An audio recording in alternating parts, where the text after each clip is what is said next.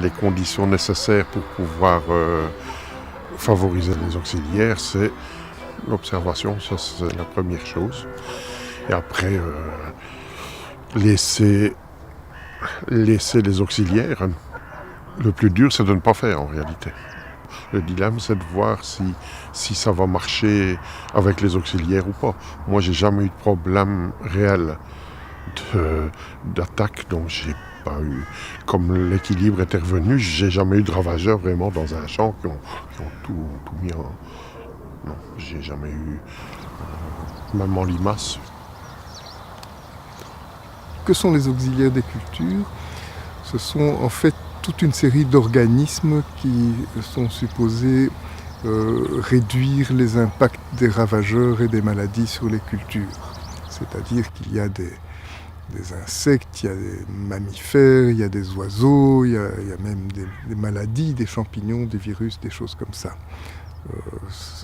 Certains de ces auxiliaires sont présents tout seuls et d'autres auxiliaires sont parfois introduits. Au niveau de l'agriculture ici, on a pas mal de prédateurs et de parasites qui sont des insectes. On a des prédateurs, donc des insectes qui attaquent d'autres insectes et qui les mangent, soit l'adulte et la larve du prédateur consomment leur proie, soit par exemple chez les cirfes, seules les larves sont prédatrices et les adultes mangent du pollen.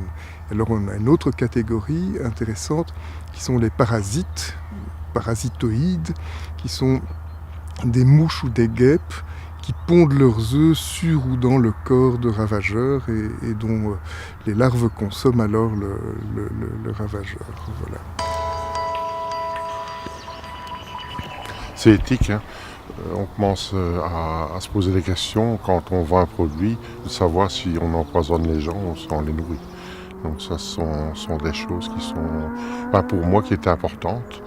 Après, je voulais absolument diminuer tout ce qui était intrant parce que ce sont des produits qui coûtent quand même très cher. Si la nature peut subvenir à la régulation, c'est nettement mieux que tous ces produits de synthèse.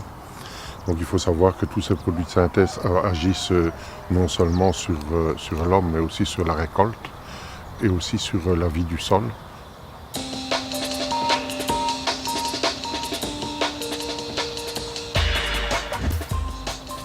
Donc dans un premier temps, ce qu'on a mis en place, c'est nos labours à partir de 1995, par souci d'économie et d'augmenter la vie du sol, et aussi de restaurer l'humus, parce que l'humus s'était dégradé fortement avec les engrais chimiques.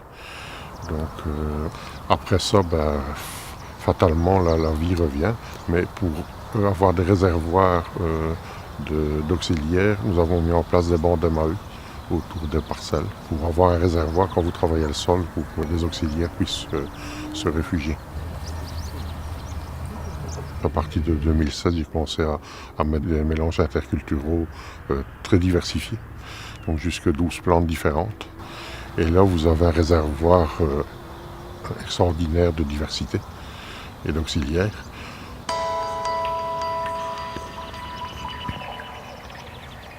Donc l'idée, c'est de mettre en place une trame fongique non pathogène pour empêcher la pathogène d'entrer.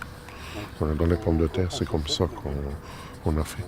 Donc on travaille le sol en superficiel, on fait des buttes pas trop hautes. Et puis là-dessus, on épand du BRF, un peu de compost et aussi du mulch de plantes vertes.